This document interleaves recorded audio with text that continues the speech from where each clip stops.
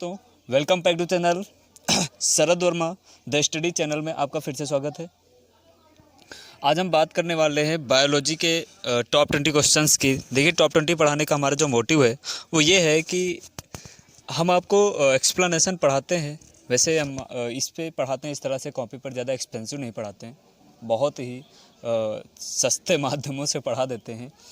तो क्या होता है कि हो सकता है कि आपको समझ में ना आए, कि थोड़ा सा टाइम रुकते हैं क्योंकि बोर्ड वोर्ड की व्यवस्था हो जाएगी। अभी सारे मीडियम्स आ जाएंगे हमारे पास। तो लॉकडाउन की वजह से अभी सब ये सब बंद था ना, अब जुलाई आने वाला है तो सारा का सारा हमारे पास स्टार्ट हो जाएगा, तो आपको अच्छे से पढ़ाया जाएगा बोर्ड के माध्यम से। ऑनलाइन क्लासेस भी दी जाएंगी आपको, तो इसलिए थोड़ा सा टाइम तब तक रुकते हैं एक्सप्लेनेशन के लिए। तो एक्सप्लेनेशन जब तक नहीं होता है, हम बात करेंगे टॉप 20 क्वेश्चंस की। और जैसा कि आप जानते हैं कि हमारा टारगेट क्या है, हमारा टारगेट सिर्फ और सिर्फ क्या है, सिलेक्शन। युद्ध भूमि कोई भी हो, हमको युद्ध जीतना है, हम योद्धा बन रहे हैं। तो आइए टॉप 20 मोस्ट इंपॉर्टेंट क्वेश्चंस की बात करने वाले हैं हम लोग, और स्टार्ट करते हैं। लैमार्क जो कि फ्रांस के वैज्ञानिक थे, ट्रेविरेनस जो कि जर्मनी के वैज्ञानिक थे, वैज्ञानिकों द्वारा बायोलॉजी शब्द का सर्वप्रथम उपयोग कब हुआ? 1800 ईस्वी में, 1801 ईस्वी में, 1802 ईस्वी में, या 1803 ईस्वी में? और आपका सही आंसर है 1801 ईस्वी में। 1801 ईस्वी में ही फ्रांस के वैज्ञानिक लैमार्क तथा जर्मनी के वैज्ञानिक ट्रेविरेनस ने बायोलॉजी शब्द का सर्वप्रथम उपयोग किया था। नेक्स्ट क्वेश्चन है, जीव विज्ञान का जनक किसे कहा जाता है? जीव विज्ञान का जनक किसे कहा जाता है? लैमार्क, ट्रेविरेनस, थियोफ्रेस्टस या अरस्तु? जीव विज्ञान का जनक किसे कहा जाता है? लैमार्क, ट्रेविरेनस, थियोफ्रेस्टस या अरस्तु? तो इसका एक्सप्लेनेशन है हमारे पास, आइए हम उस पर बात कर लेते हैं जल्दी से। देखिए, जीव विज्ञान जो है, जीव विज्ञान की दो प्रमुख शाखाएं हैं, एक जंतु विज्ञान है और एक क्या है, वनस्पति विज्ञान। जंतु विज्ञान के जनक कौन है? अरस्तु हैं।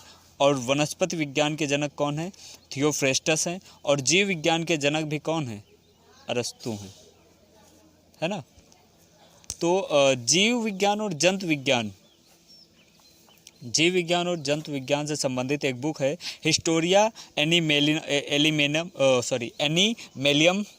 जिसमें अरस्तु ने लगभग 500 से अधिक जंतुओं की बात की है, 500 से अधिक जंतुओं की बात की है। जबकि थियोफ्रेस्टस के द्वारा लिखी गई बुक हिस्टोरिया प्लांटेरम बुक है, जिसमें इन्होंने लगभग 1000 से ज़्यादा वनस्पतियों की बात की है। ठीक है, तो जंतु विज्ञान और जीव विज्ञान के जनक कौन हुए? अरस्तु। जबकि थियोफ्रेस्टस कौन है? वनस्पति विज्ञान के जनक हैं। और लैमार्क और ट्रेविरेनस वे वैज्ञानिक हैं जिन्होंने सर्वप्रथम बायोलॉजी शब्द का उपयोग किया था। नेक्स्ट क्वेश्चन है, देखिए इसका सही आंसर है अरस्तु। नेक्स्ट क्वेश्चन है, ऐसी तंत्र इकाई जो पौधों में होती है किंतु जंतुओं में नहीं? माइटोकॉन्ड्रिया, आंतरद्रव्यजालिका, केंद्रक, क्लोरोप्लास्ट? देखिए, आपको थोड़ा सा हम बता दे रहे हैं कि सजीव और निर्जीव के बीच की एक कड़ी होती है। इनको कोई ना कोई डिफरेंस, किसी न किसी गुणों के आधार पर इनको डिवाइड किया जाता होगा, इनको अलग अलग डिफरेंट इनमें निकाले जाते होंगे, है ना। वैसे ही पौधों और जंतुओं में भी कुछ ना कुछ डिफरेंट है। माइटोकॉन्ड्रिया पौधों में भी है, जंतुओं में भी है। आंतरद्रव्यजालिका पौधों में भी है, जंतुओं में भी है। केंद्रक पौधों में भी है, जंतुओं में भी है। लेकिन क्लोरोप्लास्ट सिर्फ और सिर्फ पौधों में पाया जाता है, जिसके कारण पौधों का रंग हरा होता है, जंतुओं में नहीं होता है। ठीक है, क्लोरोप्लास्ट। नेक्स्ट क्वेश्चन है, जीवों के आधुनिक वर्गीकरण का सिद्धांत द्विजगत सिद्धांत के प्रतिपादक किसे माना जाता है? आर.एच. विटेकर को, कैरोलस लिनियस को, दमित्री इवान विस्की को, या इनमें से कोई नहीं? नेक्स्ट देखिए इसका एक्सप्लेनेशन। आर.एच. विटेकर कौन थे? आर.एच. विटेकर ने जो हमारा जो जीव जगत है, इस जीव जगत के का 5 वर्गीकरण सिद्धांत दिया था। आर.एच. विटेकर ने जीव जगत का 5 जगत वर्गीकरण का सिद्धांत दिया था। और इसी के आधार पर इन्होंने डिवाइड किया था मोनेरा, मतलब जगत को डिवाइड कर दिया था। मोनेरा, फिर बनाया प्रोटिस्टा, फिर बनाया पादप, कवक, और फिर बनाया पादप, और फिर एक है जंतु। ये 5 जगत वर्गीकरण है। कैरोलस लिनियस ने जीव जगत का एक वर्गीकरण किया। इन्होंने आर.एच. व्हिटकर से पहले किया था, जो कि था द्विजगत वर्गीकरण। द्विजगत वर्गीकरण, और इसमें इन्होंने सिर्फ और सिर्फ डिवाइड किया था क्या, जीव जगत या जंतु जगत, जिसे आप कह सकते हैं, जंतु जगत और पादप जगत।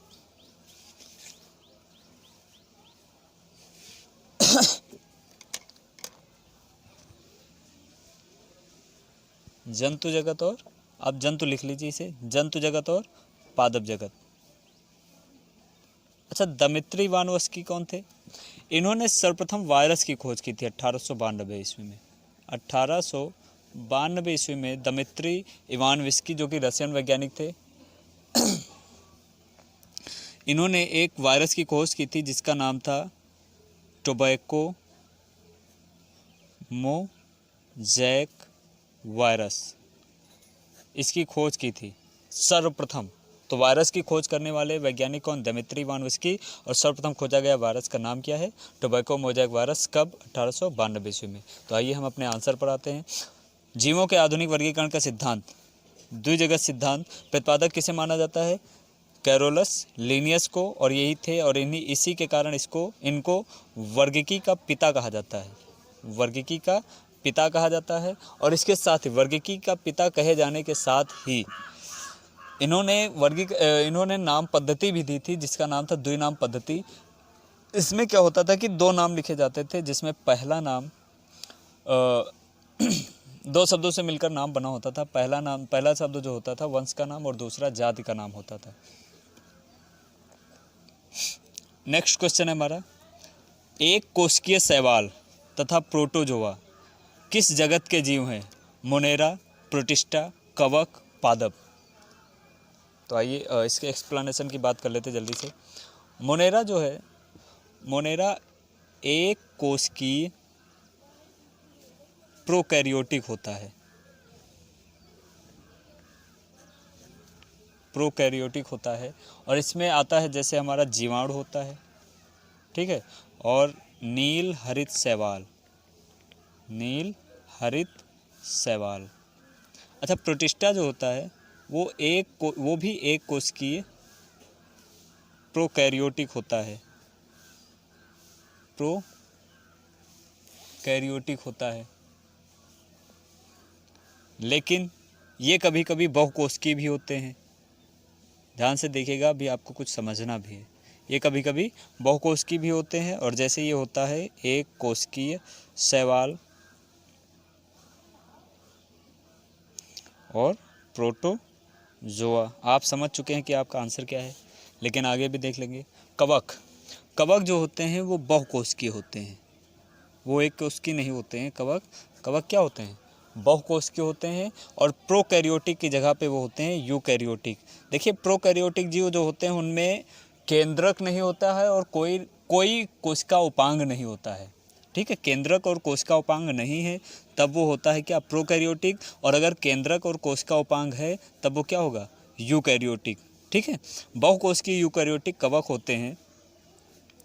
जैसे आप जानते हैं यीस्ट हमारा होता है, यीस्ट के साथ साथ मशरूम, पेंसिलियम मशरूम और पेंसिलियम इत्यादि। पादप, चलिए अगर पादप की बात करते हैं तो पादप जो होते हैं वो सेलुलोज से बने कोशिका भित्ति वाले बहुकोशिकीय यूकैरियोटिक होते हैं। मतलब होते ये भी हैं बहुकोशिकीय यूकैरियोटिक, लेकिन इनमें एक चीज़ बढ़ जाती है, और वो क्या है? सेलुलोज की कोशिका भित्ति, है ना। पादप आप जानते हैं पेड़ पौधे, वनस्पतियाँ इत्यादि। कोशिका भित्ति जो कि कहाँ पर नहीं होती? कवक में नहीं पाई जाती है। आप देखेंगे कवक कभी आपको हो सकता है हरे रंग में ना मिले, हो सकता है क्या नहीं मिलेंगे, ठीक है। तो हमारा आंसर क्या सही है? हमारा आंसर सही है प्रोटिस्टा। एक कोशिकीय शैवाल तथा प्रोटोजोआ प्रोटिस्टा जगत के जीव हैं। पादप वर्ग के किस उपवर्ग को पादप वर्ग का उभयचर कहा जाता है? पादप वर्ग के किस उपवर्ग को पादप वर्ग का उभयचर कहा जाता है? ये इस पर भी बात कर लेते हैं जल्दी से। देखिए लिखा हुआ है गुण और उपवर्ग और डिवाइड किया गया है। देखिए पादप वर्ग जो है वो डिवाइड किया गया है 5 भागों में, थैलोफाइटा, ब्रायोफाइटा, टेरिडोफाइटा और इसके अलावा 2 है। एक है हमारा जिम्नोस्पर्म और दूसरा है हमारा एंजियोस्पर्म। ठीक है। पादप तना जड़ व पत्ती नहीं है और संवहन ऊतक अगर पादप में नहीं है तो वो किस ग्रुप में रखा जाता है? थैलोफाइटा में। अगर पादप तना जड़ व पत्ती नहीं है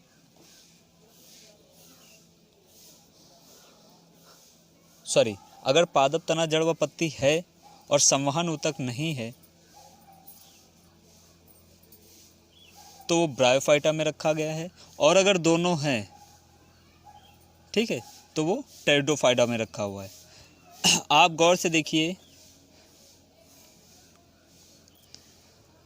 ब्रायोफाइटा थैलोफाइटा ग्रुप में भी आ सकता है और टेरिडोफाइटा में भी आ सकता है, क्योंकि है तो इससे जुड़ा हुआ है, नहीं है तो इससे जुड़ा हुआ है। ठीक है, इसलिए इसको पादप का उभयचर कहा जाता है।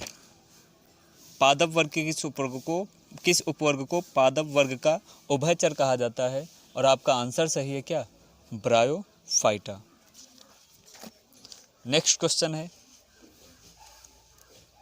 ऐसे जीव प्राणी जो बाह्य एक्टोडर्म, बाह्य त्वचा में आंतरिक एक्टोडर्म, अंतः त्वचा में व्यवस्थित होते हैं कहलाते हैं द्विपार्श्व सममित, द्विकोरिक, त्रिकोरिक या इनमें से कोई नहीं? आइए जल्दी से बात कर लेते हैं। देखिए कुछ ऐसे जीव होते हैं जो बाएं दाएं में डिवाइड होते हैं। ठीक है, एक अक्ष रेखा से जिनमें बाएं तथा दाएं अंग होते हैं वो द्विपार्श्व सममित होते हैं।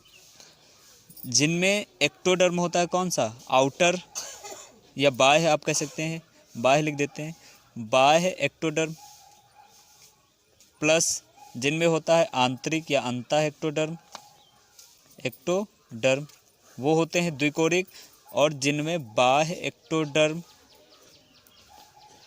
प्लस अंतः एक्टोडर्म प्लस मीसोडर्म होता है वो होते हैं त्रिकोरिक। और हमारा क्वेश्चन है कि बाह्य एक्टोडर्म और अंतः एक्टोडर्म युक्त क्या कहलाते हैं? वो जीव कहलाते हैं द्विकोरिक। ठीक है, नेक्स्ट क्वेश्चन है हमारा, प्राणी जगत का सबसे बड़ा संघ है और वो है क्या?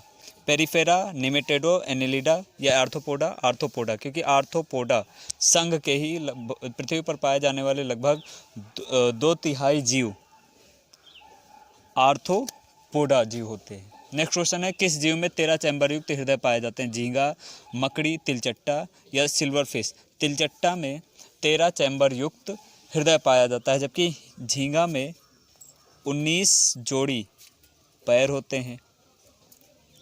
मकड़ी की अगर बात करें तो मकड़ी की एक खासियत होती है, और वो खासियत ये है कि इनमें स्पिन रेट्स पाया जाता है।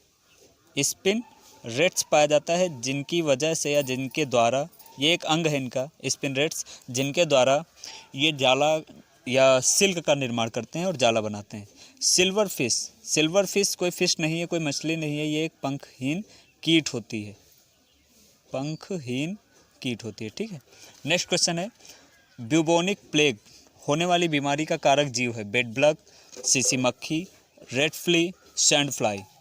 देखिए बेड बग जो है उसके द्वारा होता है टाइफस बुखार, सीसी मक्खी के द्वारा होता है अफ्रीकन स्लीपिंग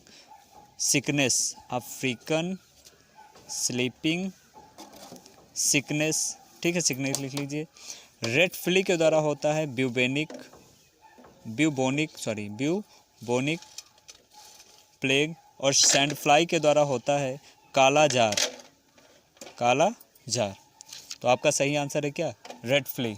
नेक्स्ट क्वेश्चन है हमारा, काकरोच जल में जीवित नहीं रह सकता क्योंकि उसका श्वसन अंग होता है। एसएससी में पूछा गया क्वेश्चन है।